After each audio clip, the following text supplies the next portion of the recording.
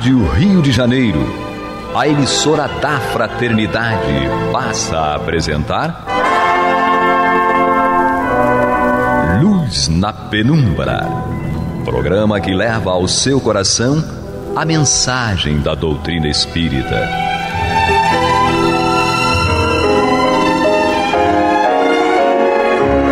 E com vocês, João Nogueira, para estudos de obras póstumas de Allan Kardec.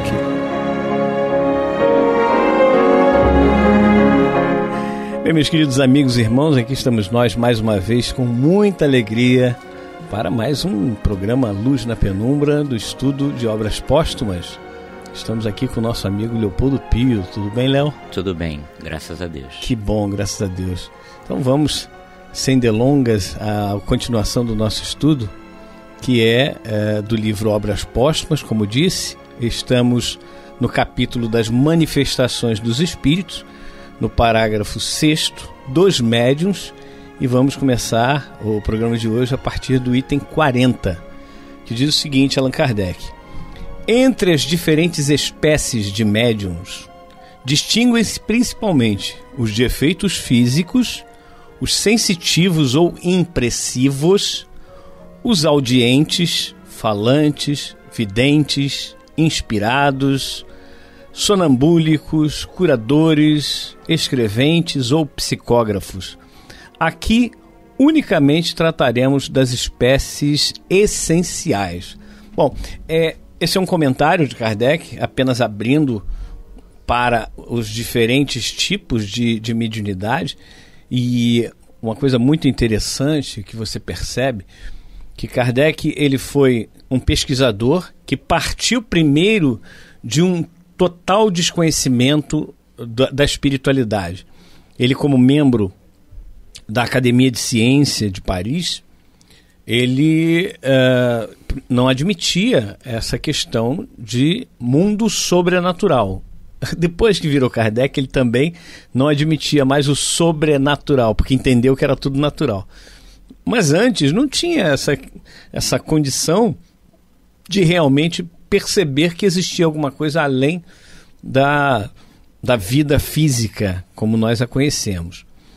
E a partir do momento que ele vê a questão das mesas girantes, mesas falantes, etc., que uma frase célebre de Kardec ficou altamente conhecida, que foi: se me provarem que as mesas têm músculos para se moverem e cérebro para pensar, aí eu posso acreditar. Se não, não. Costumo dizer que Kardec era um grande cético, mas não no sentido de negar tudo, mas no sentido de negar aquilo que ele não pudesse provar ou aquilo que ele não pudesse ter como lógica, como racional. E é isso, aliás, muito importante nos dias de hoje, que nós, que somos e nos dizemos espíritas, precisamos ter esse cuidado nas nossas reuniões mediúnicas, onde houver algum tipo de fenômeno mediúnico ou que suscitar a ideia de que seja um fenômeno mediúnico. Então a gente precisa ter muito cuidado, não aceitar tudo, lembrando do nosso Erasto, que dizia exatamente que nós devemos rejeitar, é melhor rejeitar 10 verdades do que aceitar uma única mentira, por conta da nossa responsabilidade, né? Nós precisamos ter responsabilidade quanto a essa questão dos fenômenos, chamados fenômenos espíritas ou fenômenos espirituais, não é, Léo? Exatamente. Na verdade, em qualquer experiência mediúnica, nós como espíritas precisamos exercitar essa responsabilidade. De que maneira? Colocando tudo sobre o crivo da razão e considerando as nossas imperfeições, considerando que a nossa mediunidade está num processo de evolução, que nós podemos confundir sentimentos pessoais, um momento de dificuldade momentâneo nosso, com a experiência mediúnica, e o importante é a gente saber filtrar, digamos assim, essa experiência que nós temos ali junto com esse grupo de irmãos, encarnados e desencarnados, simplesmente sendo sinceros. E é por isso que como é importante no final de toda a reunião mediúnica, João, isso é algo que a gente sempre fez e continua fazendo no caminho do Senhor, fazer aquela avaliação final, para que aquela dorzinha que você sente, aquele sentimento que você tem, que parece que caiu de paraquedas, para que essas sensações, essas experiências, elas sejam avaliadas coletivamente e para que o trabalho se aperfeiçoe a cada semana. É verdade. E a gente não pode nunca também ficar melindrado, chateado, porque alguém chegou para você e falou assim: olha, você tem certeza Exatamente. Que isso foi uma manifestação mediúnica? Ou seja, manifestação mediúnica implica em um espírito ou espíritos influenciando um médium, que é o intermediário, como já estudamos aqui nos programas passados, e com a sequência, ou seja, esse intermediário transmitindo essa mensagem que foi passada do espírito ou dos espíritos para os encarnados. Isso é fenômeno mediúnico. Muitas vezes o fenômeno é anímico. O que é um fenômeno anímico? É um fenômeno que nasce no próprio médium. É o próprio médium transmitindo alguma mensagem. Isso é errado? Não tem nada de errado. Aqui não está sendo avaliado se está errado, se está certo. Quando nós estamos transmitindo uma mensagem, seja essa mensagem nossa ou de outro, encarnado ou desencarnado, essa mensagem tem que ter um cunho positivo. A responsabilidade é sempre nossa. Transmitindo a mensagem que tem origem em nós ou que tem origem em outro, a responsabilidade é sempre nossa. Então, quando nós transmitimos algo que não é bom, que não é útil e que não é verdade, seguindo as 3 peneiras lá do Sócrates, é uma responsabilidade muito grande nossa, né? Então temos que ter cuidado, né? Com certeza. Na verdade, a gente tem que se perguntar sempre por que nós demos passagem para um determinado irmão. Né? Até que ponto ou em que medida as dificuldades desse irmão, na verdade, refletem as nossas dificuldades. Porque, na verdade, a gente sabe muito bem que existem sintonias o tempo inteiro. Isso. E muitas vezes a gente se preocupa, João, às vezes quando assistimos uma palestra ou quando estamos vendo um filme, espírita ou não, a gente fala assim: fulano de tal deveria estar aqui ouvindo isso. E, na verdade, nós é que deveríamos estar ouvindo aquilo, Sempre. Por isso nós estamos ali. E a mesma coisa com relação à experiência mediúnica. O que esse irmão está trazendo para a gente, está fazendo com que a gente tenha mais atenção e o que a gente pode, na verdade, aprender com as dificuldades e com o nível de evolução e que a forma de se expressar desse irmão. Se a gente consegue fazer isso, a gente já está dando 2 ou 3 passos para fazer uma autoavaliação tão importante. Tem uma palavra que eu acho muito boa, que é agregar. Sim. O que isso agrega Perfeito. Na minha vida e na vida daquelas pessoas que estão participando desse ato, digamos assim. Então é preciso entender que tudo que agrega positivamente é bom, é útil, é verdade. E realmente temos que dar aso, temos que dar vazão, temos que incentivar para que aquilo realmente seja divulgado, seja implementado. Agora, voltando a uma questão que eu acho muito interessante, que Kardec vai começar aqui o item 41 com médiuns de efeitos físicos. Vira e mexe, temos nas reuniões mediúnicas pessoas que sentem cheiros, né?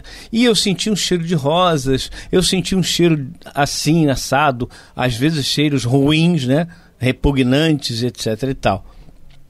O que a gente sempre orienta nas reuniões mediúnicas? Evitem os participantes de usar qualquer tipo de perfume, seja ele de qualquer que seja, porque isso pode acabar fazendo com que a pessoa tenha uma impressão errada e ache que aquilo ali é um espírito que está produzindo, né, ou transmitindo um odor, e a pessoa vai sentir aquele odor. Poxa, eu senti um odor assim, assim, assim.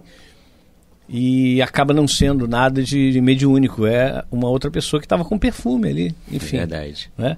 Então, muitas vezes, agora as reuniões mediúnicas que eu participo são aos sábados de manhã, então normalmente eu não coloco perfume, não vou trabalhar antes, né? Antigamente eu participava das reuniões de segunda-feira à noite, então muitas vezes eu saía de manhã para trabalhar e aí eu não botava perfume, porque eu já estava pensando na reunião mediúnica da noite para não atrapalhar, para não levar esse tipo de informação que pode influenciar erroneamente nas pessoas que vão estar lá, né? Então, mais uma vez, precisamos também ter certeza de que aquele odor que nós sentimos não é um odor, entre aspas, físico, mas um odor provocado, né, por espíritos querendo nos chamar a atenção para determinada situação. Então é muito importante que a gente tenha esse cuidado, esses cuidados todos. Às vezes pode parecer um excesso, mas não é, né? Todo cuidado é pouco, né? Como é importante a gente tentar, na medida do possível, controlar as interferências. Isso com relação a qualquer trabalho. O nosso amigo que está nos ouvindo nesse momento, pense nas interferências que o seu trabalho material, nas suas relações familiares, enfim, qualquer tipo de relação social, como essas interferências podem contribuir ou prejudicar. Se você consegue prever e se organizar para que essas interferências sejam majoritariamente positivas, vai ser muito melhor para o trabalho.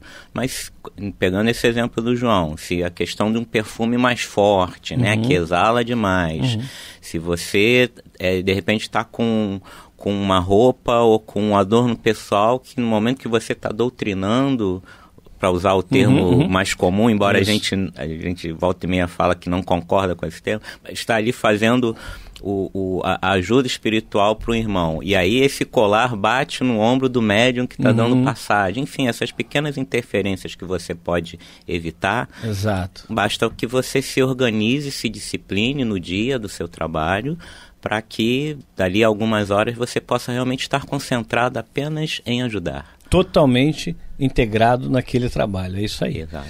Mas, meus irmãos, este é o programa Luz na Penumbra, onde estudamos hoje o livro Obras Póstumas do nosso Allan Kardec. E dando continuidade à leitura, vamos ao item 41, que aí é um item que começa a nos mostrar algumas coisas muito interessantes. E nós precisamos reafirmar aqui que o estudo de obras póstumas, nesse momento em que nós estamos tratando desse estudo que Kardec fala dos médiuns, dos diversos médiuns, não estamos aqui de forma nenhuma substituindo o livro dos médiuns, o estudo do livro dos médiuns. Pelo contrário, isso aqui é apenas uma pincelada para que nós possamos ir ao livro dos médiuns e realmente lá estudar como Kardec tratava a questão mediúnica, e é um manual prático, o livro dos médiuns, da mediunidade. Então, nada da gente pensar, não, eu estudei a mediunidade pelo Obras Póstumas. Não, Obras Póstumas é apenas uma informação a respeito do assunto, mas que deve ser estudada mesmo a fundo lá no livro dos médiuns, e de preferência em um grupo onde todos já têm uma base espiritual, uma base do livro dos espíritos e até dos outros livros mesmo, né? Para que a gente possa ter proveito sobre esses estudos. Vamos então ao item 41. Médiuns de efeitos físicos.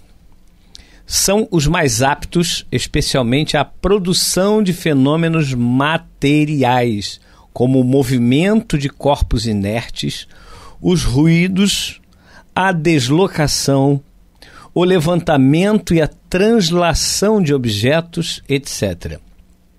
Estes fenômenos podem ser espontâneos ou provocados. Em todos os casos, exigem o concurso voluntário ou involuntário de médiuns dotados de faculdades especiais.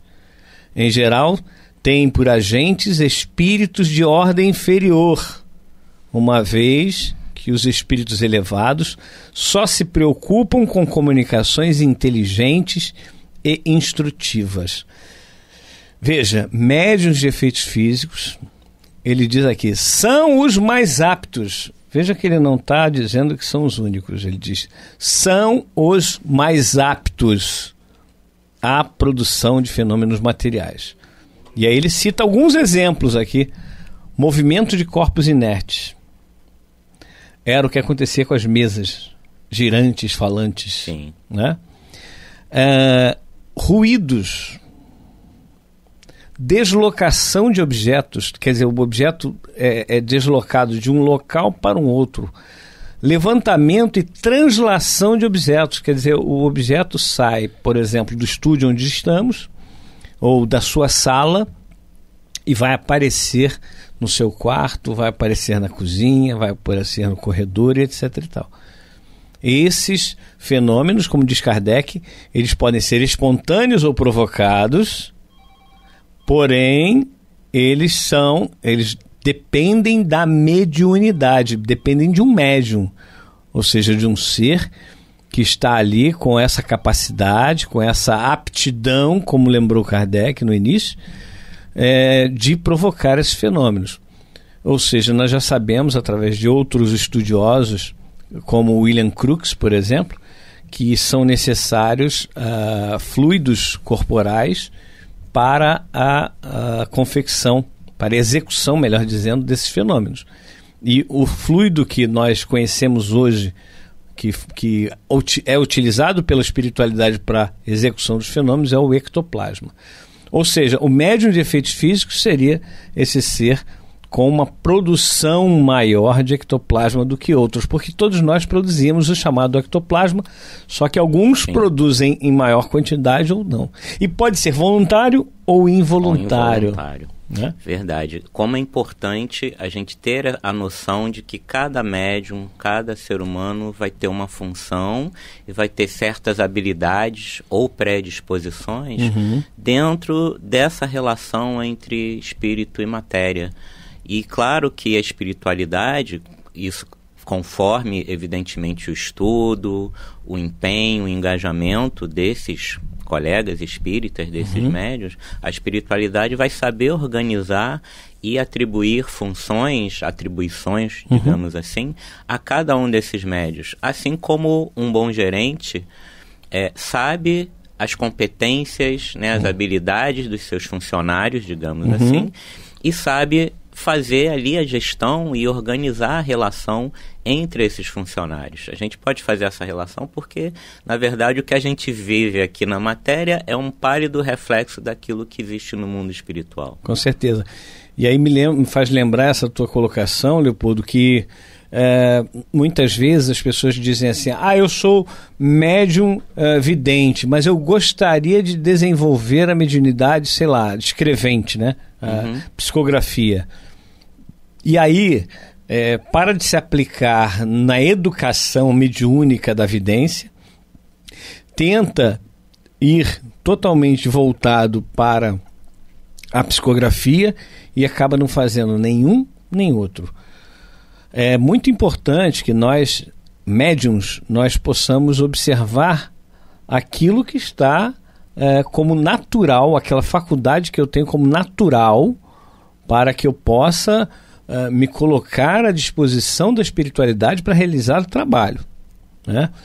E, ao mesmo tempo, esse gerente, entre aspas, que o Léo citou, ou seja, aquela pessoa que é responsável pela reunião mediúnica, ter o cuidado de não forçar determinado médium para uma função em que ele não está apto a realizar, né? Como lembramos aqui, Kardec diz que pode ser voluntário ou involuntário a questão dessas faculdades especiais, né? Que esses médiuns de efeitos físicos são dotados de faculdades especiais, como Kardec coloca aqui. Então, nós pensarmos que vamos fazer com que aquele médium possa desenvolver a faculdade de médium de efeitos físicos e aí forçar uma barra para isso, ou qualquer outro tipo de mediunidade. Aqui a gente está no tópico aqui de efeitos físicos, né? Então, vamos pensar, se a pessoa é vidente, se a pessoa é psicógrafa, se o médium é médium de psicofonia, deixa a natureza agir, vamos fazer com que aquele médium esteja totalmente à vontade, totalmente no controle da sua faculdade mediúnica. Não importa se ele tenha uma faculdade mediúnica ou 20. O que importa é que seja desempenhado da melhor forma possível e desempenhado para o bem. Pois é, o trabalho mediúnico, ele depende exatamente dessa sensibilidade de quem de alguma forma tem mais experiência, por alguma razão está organizando o trabalho, para perceber, além das aptidões, João, a disposição de cada um. Sim. A vontade de aprender e a vontade de participar ali naquela engrenagem, digamos assim, maior, que é organizada, mais uma vez, deixando claro, pela espiritualidade. E, na verdade, a gente está ali todos trabalhando com as suas próprias sensibilidades, não sensibilidade no sentido de emotividade, mas sensibilidade no sentido de desmaterializar o pensamento, né? Se moralizar, para não usar o termo espiritualizar, mas se moralizar. E para que isso aconteça é necessário disposição e muita autoanálise, de perceber o que está sentindo, de perceber se no final do trabalho mediúnico você está se sentindo bem ou se de alguma maneira tem algum incômodo. Isso era sempre uma pergunta que se fazia e se faz ainda, com certeza, nas reuniões mediúnicas do Caminho do Senhor, para perceber se ficou algum probleminha ali, alguma situação, e se esse médium precisa de um atendimento especial. Então a gente está lidando sempre no trabalho mediúnico com os sentidos, com as vontades, com as aptidões e com a vontade de trabalhar. É isso aí. É preciso ter todas essas coisas que o Léo citou aí em mente para poder a gente trabalhar sempre em prol da causa. Exatamente. Trabalhar em prol daqueles que necessitam. Não é em prol da nossa vaidade, da nossa prepotência, porque muitas vezes a gente se deixa levar por isso, né? Então é perigoso, é difícil da gente... A vaidade ainda é muito forte em todos nós, né? Claro, uns mais, outros menos, mas ainda é forte no nível evolutivo em que nós nos encontramos. Nós precisamos muito trabalhar essa vaidade, ficar o tempo todo perguntando, e aí, eu estou achando que eu realmente sou isso tudo? Eu estou achando que eu sou imprescindível no trabalho? Eu estou achando que se eu não estiver lá, o espírito tal não vai se manifestar? E isso é muito danoso para o trabalho e danoso para nós, para aquele que se deixa levar por essa questão de vaidade. E olha só o que Kardec termina dizendo aqui no item 41. Em geral, tem por agentes espíritos de ordem inferior. Olha a expressão que Kardec usa, em geral.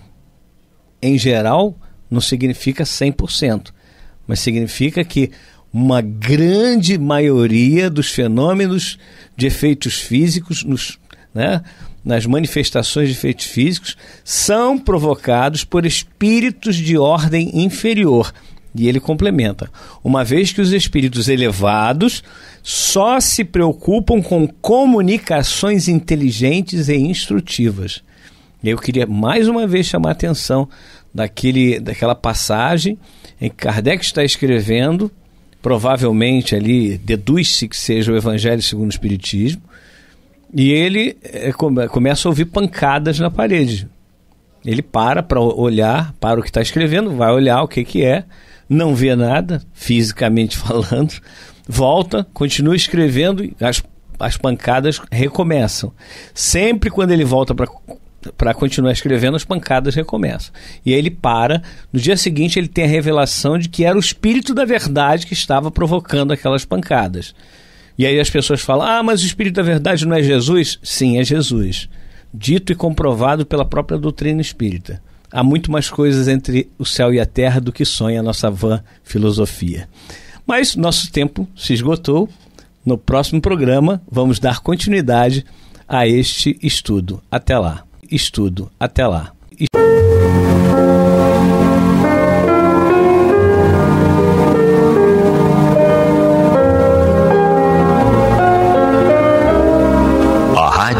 de Janeiro está levando ao seu lar e ao seu coração a mensagem consoladora da doutrina espírita, através do programa Luz na Penumbra. E agora com vocês, Marta Batista e Antônio de Pádua Barbosa.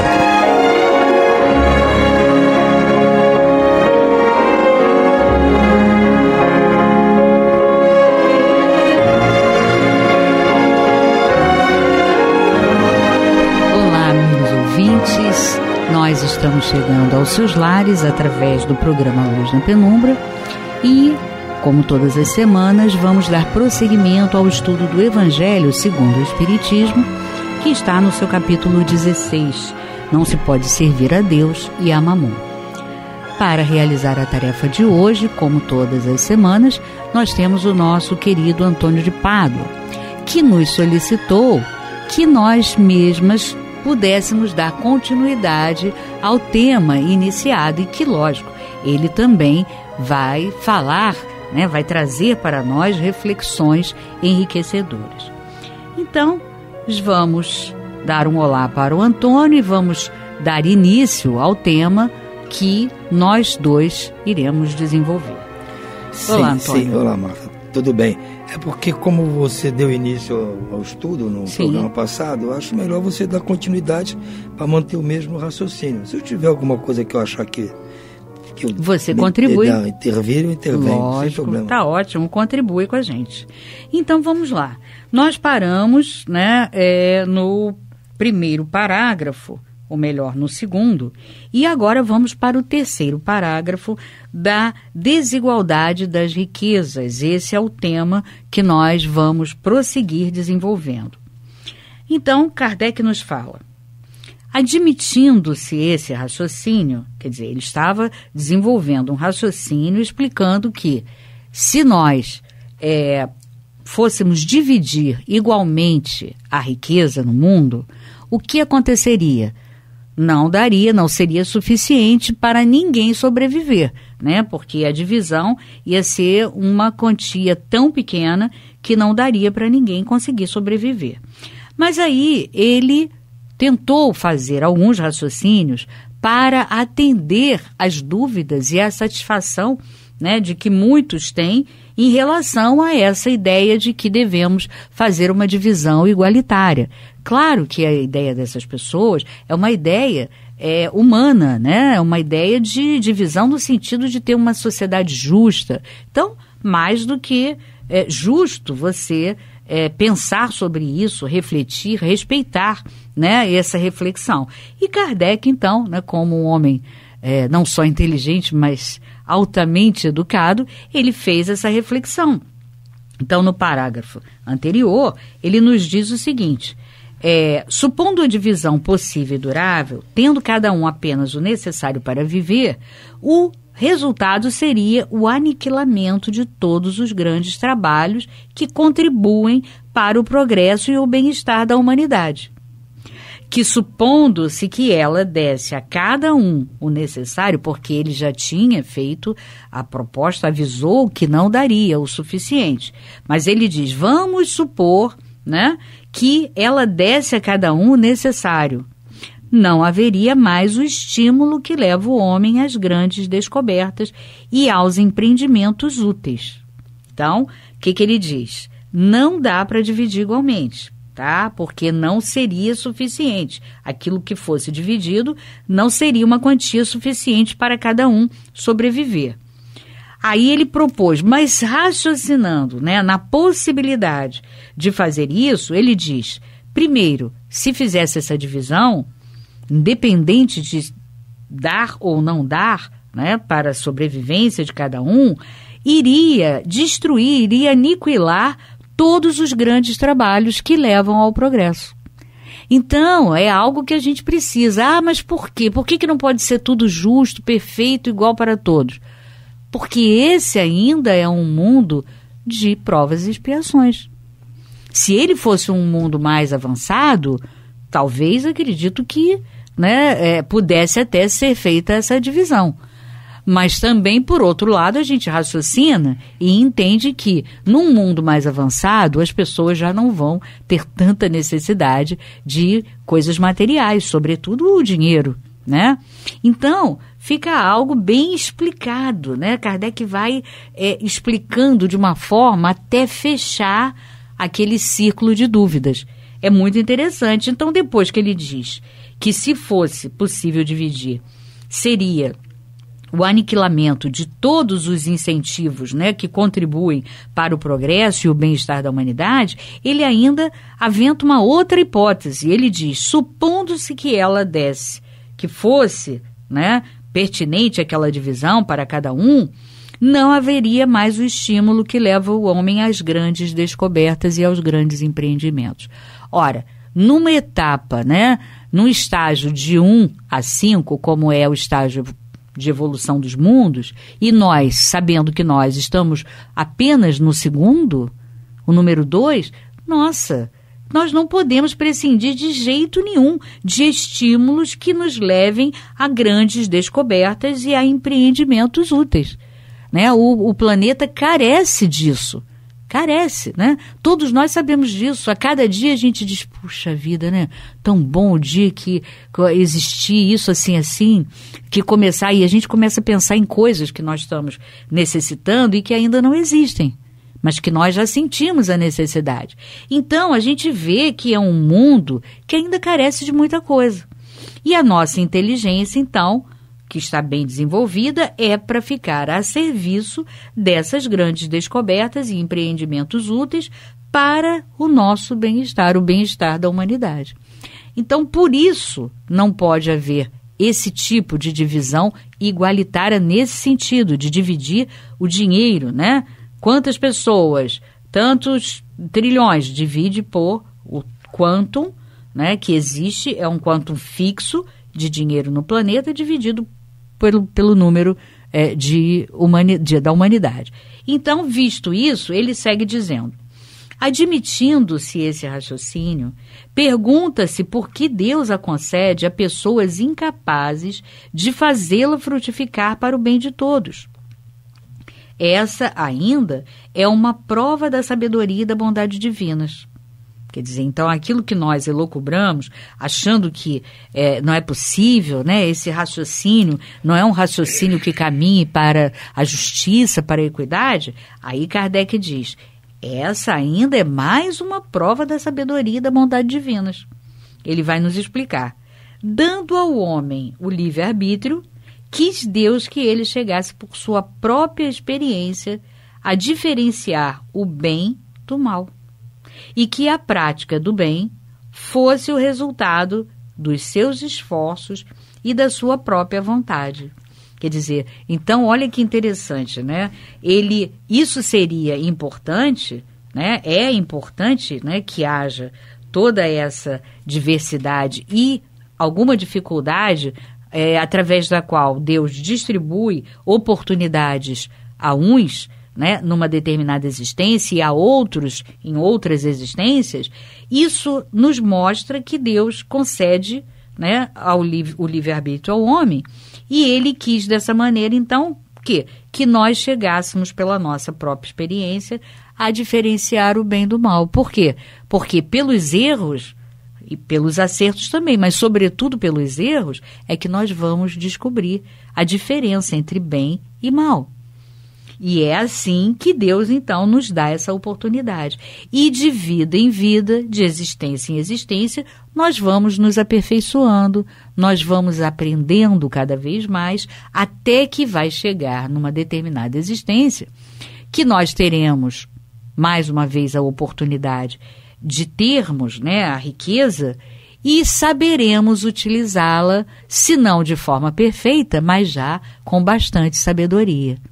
Então, olha que interessante, é assim que funciona, mas não é algo que funcione no sentido de, olha, eu vou dar a oportunidade a ele, porque eu tenho uma simpatia muito grande por ele, e aí, não é assim, você tem que provar através do mérito, através daquilo que você está conquistando, que você de fato está com competência para administrar aquela fortuna. E aí a gente pensa, mas a fortuna, meu Deus, é tão bom ter dinheiro, porque a gente pode viajar, a gente pode ter um carro maravilhoso, uma casa, uma mansão, e a gente pode fazer tudo que quer, mas nós estamos aqui para ascender aquela escala ou escada, até se quisermos, né, para materializar bem o processo evolutivo dos mundos. A gente está aqui para evoluir. Então, não é só para a gente usufruir de benesses que nos deixariam paralisados, né, no mesmo lugar, no mesmo padrão de progresso. Ora, então nós temos que evoluir agora. A evolução vai ser pelas experiências. Ora, numa circunstância, ora na outra, e ora acertando e ora errando. E com esses erros e o sofrimento consequente desses erros é que nós vamos aprendendo, vamos percebendo, né? Não, mas espera aí, a gente não pode agir assim, porque se a gente age assim, não só a gente joga no lixo a oportunidade que Deus está nos dando de aprender a administrar aquilo que te foi entregue, como também nós estaremos sendo egoístas.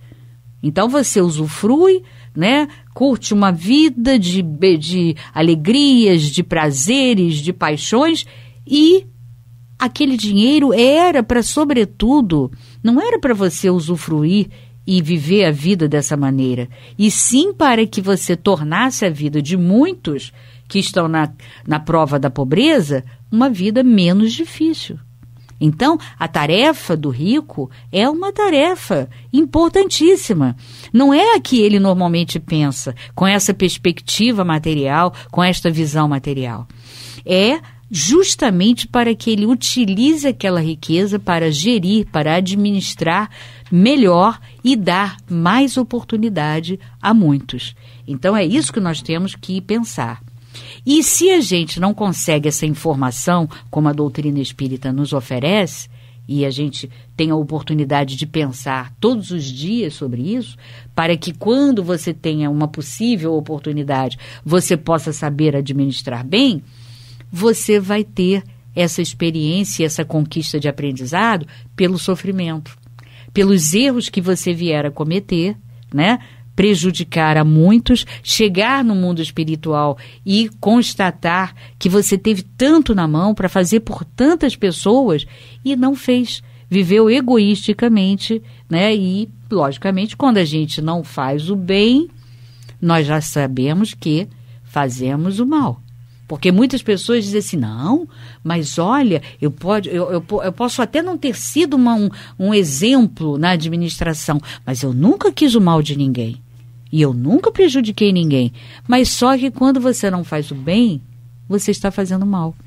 Então acaba prejudicando, é inevitável, mesmo que a tua intenção seja melhor. Então ele segue dizendo,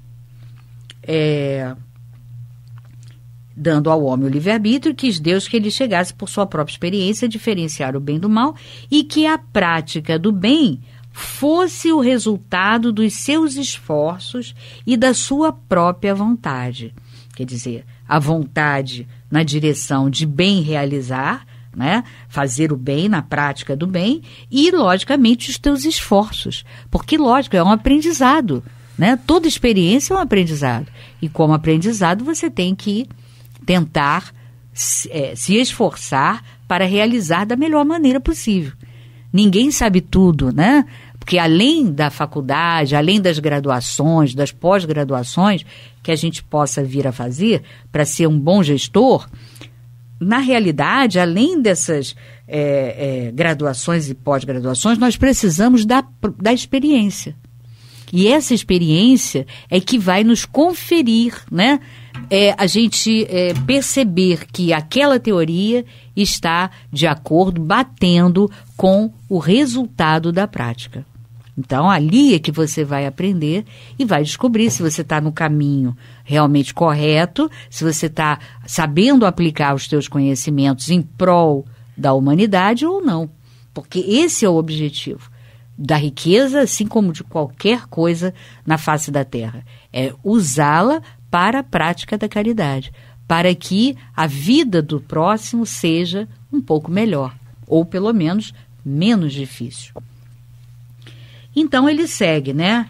Ele não deve ser conduzido fatalmente nem ao bem nem ao mal. Se assim não fosse o homem, seria apenas um instrumento passivo e irresponsável como os animais. Então, quer dizer, Deus não induz ninguém a nada, nem para um lado nem para o outro. Por quê? Isso você que vai ter que descobrir, né? Qual o caminho entre o bem e o mal, né? E como você deve agir nesse trajeto. É você que tem que descobrir. E, logicamente, a gente descobre muitas pequenas coisas através de pequenas dores. Agora, quando nós não queremos aprender nada, com certeza nós teremos uma grande dor também, que vai ser o ensinamento maior sobre aquela matéria específica. Então, é importante a gente saber que Deus não induz. Não adianta, puxa, Deus já podia, né, nos preparar, deixar a gente já tão preparadinho, quando a gente chegasse, já ia resolver tudo, não. Porque aí você seria, né, o quê? Não seria como ele diz aqui, um irresponsável, um instrumento passivo, irresponsável, como os animais que ainda não têm raciocínio.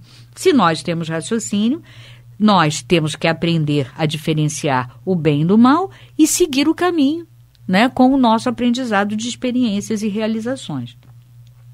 E ele segue: a riqueza é um meio de experimentá-lo moralmente, mas como, ao mesmo tempo, é também um poderoso meio de ação para o progresso, Deus não quer que ela fique muito tempo improdutiva. Eis porque incessantemente a transfere. Então, pelo que ele diz aqui, a gente já, quem não entendeu a parábola dos talentos já passa a entender, né? Porque ele coloca aqui, a riqueza é um meio de nos experimentar moralmente, mas é também um meio, ao mesmo tempo, poderoso, né? Um meio poderoso de ação para que a gente estabeleça o progresso, para que o progresso avance. Então, dessa maneira, a gente, logicamente, você depreende que a riqueza não pode ficar paralisada, porque se ela ficar improdutiva, né, ela com certeza será aquele talento que foi o único que ele recebeu, ele enterrou, ao passo que os outros que receberam mais multiplicaram o talento. Então, essa multiplicação do talento não é no sentido de você multiplicar e guardar mais para você, não. É multiplicar para a humanidade, para o próximo, né? É a prática da caridade em ação. E ele, então, por isso ele diz, por isso, incessantemente ele a transfere. Quer dizer, ninguém pode, além de ninguém ser dono da riqueza, né? Como muitos dizem, não, é o meu dinheiro, eu sou rico porque eu trabalhei muito, porque eu trabalho muito e produzo muito e sou inteligente. Tá, você tem esse usufruto temporário, agora você não é dono. Então, na realidade, ele vai transferir, até para que você entenda essa ideia de que ele transfere constantemente, para que a riqueza não fique paralisada numa única gestão, você vai entender por que ninguém pode dizer que, olha, esse dinheiro é meu e eu faço com ele o que eu quiser. Não. O dinheiro não é teu e você não deve fazer com ele o que você bem entender no sentido egoístico da palavra. Então, é isso que a gente tem que estar atento. E ele segue, cada um deve possuí-la para se exercitar na maneira de servir-se dela e provar que sabe utilizá-la. No entanto, como há a impossibilidade material de que todos a possuem ao mesmo tempo, além disso, se todos a possuíssem, ninguém trabalharia e, em consequência, o aperfeiçoamento da terra sofreria. Quer dizer, no estágio que a gente se encontra, ninguém poderia ter um dinheiro, né, aí numa hipótese dividido igualmente, todos ficassem ricos, por isso, porque nós não estamos ainda com todas as questões resolvidas, nós temos tudo ainda por fazer.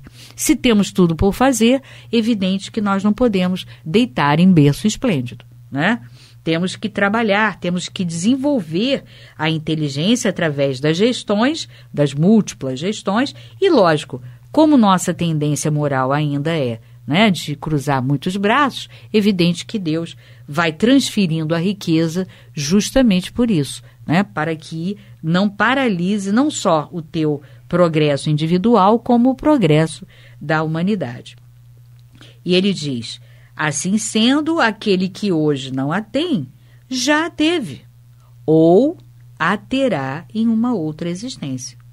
E o que agora a possui, poderá não tê-la mais amanhã. Então é aquilo que a gente falou, né? É importante a gente ter consciência acerca disso.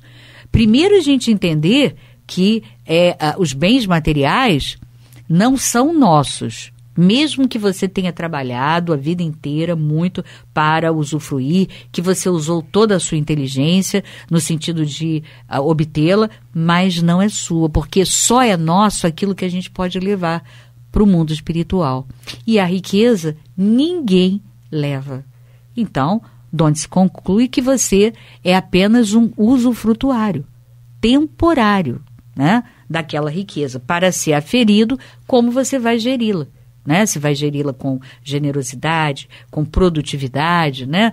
E que, logicamente, disfarça a dificuldade das pessoas. Ele diz: há ricos e pobres, porque Deus, sendo justo, cada um deve trabalhar por sua vez. A pobreza é para uns a prova da paciência e da resignação. A riqueza é para outros a prova da caridade e da abnegação. Porque a pessoa diz: abnegação, o rico? Ah, que isso? Eu não acho que o rico tem que ser abnegado. Isso é coisa de outro tipo de espírito. Não, tem que ser abnegado, porque por mais que a riqueza tenha aquele lado, né, de que você pode usufruir de coisas interessantes, né, dos bens materiais, mas na verdade é muito comum você ouvir o rico muito poderoso dizer: meu Deus, eu ganho tanto, mas eu não tenho tempo para usufruir desse ganho. Então, ele tem que ser abnegado, com certeza. Lamenta-se com razão o uso deplorável que algumas pessoas fazem das suas riquezas, as paixões desprezíveis que a cobiça desperta, e pergunta-se: Deus é justo ao dar a riqueza a tais pessoas? É certo que se o homem só tivesse uma existência, nada justificaria semelhante divisão dos bens da terra. Mas se, em lugar de limitarmos nossa visão à vida presente, considerarmos o conjunto das existências, veremos que tudo se equilibra com a justiça. O pobre, portanto, não tem nenhum motivo para acusar a providência, nem para invejar os ricos, assim como os ricos não o têm para se vangloriarem do que possuem. Se abusam da riqueza, não será com decretos, nem com leis referentes a despesas ou ao luxo, que se irá remediar o mal. Né? Então é interessante quando ele diz aqui, né, que os ricos não têm nada motivo para se vangloriarem, porque na realidade, mesmo que ele tenha sido um grande gestor e muito inteligente para criar N coisas, na realidade, se Deus disser: não, nessa encarnação fulano não vai ter, esse espírito não vai ter essa oportunidade, ele vai ter outra experiência, isso vai acontecer. Então, a gente não pode se vangloriar de jeito nenhum. As leis podem, momentaneamente, modificar o exterior, mas não podem modificar o coração. Eis porque têm uma duração temporária e são sempre seguidas de uma reação desenfreada. A origem do mal está no egoísmo e no orgulho. Os abusos de toda espécie cessarão por si mesmos quando os homens se pautarem pela lei da caridade. Maravilhoso, né, esse texto, né, Antônio? Eu gostaria só que as pessoas gravassem bem esta frase aqui de Allan Kardec. As leis podem mudar momentaneamente o exterior, mas não conseguem mudar o coração. Então nós não vamos conseguir justiça social com leis. Vamos conseguir a justiça social com a moralização da sociedade. E isso é uma tarefa individual. Cada um é que vai se moralizar para a sociedade se tornar mais justa. Porque leis cumpre-se ou não se cumpre. Então, elas são inócuas nesse sentido. É verdade. Que maravilha, né?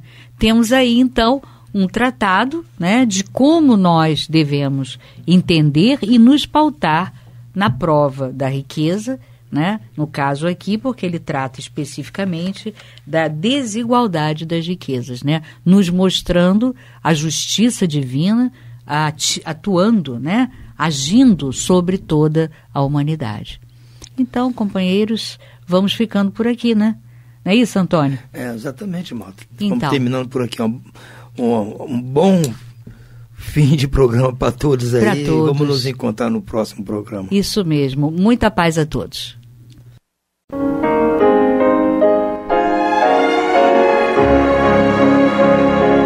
E vamos ouvir agora a prece de encerramento de nosso programa, na voz de Geraldo de Aquino.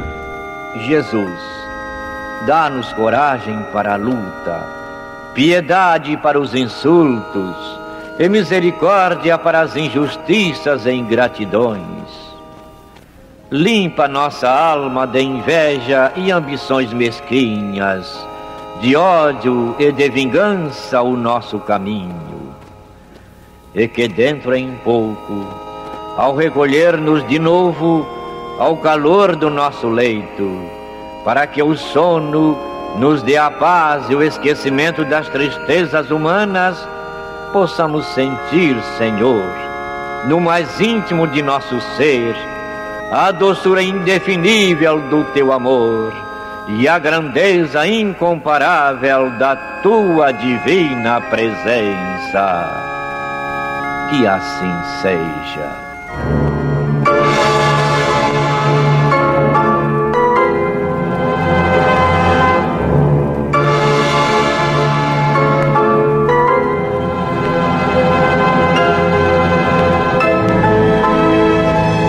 Acabamos de apresentar o programa Luz na Penumbra, que voltará a ser apresentado amanhã às 21 horas nesta emissora.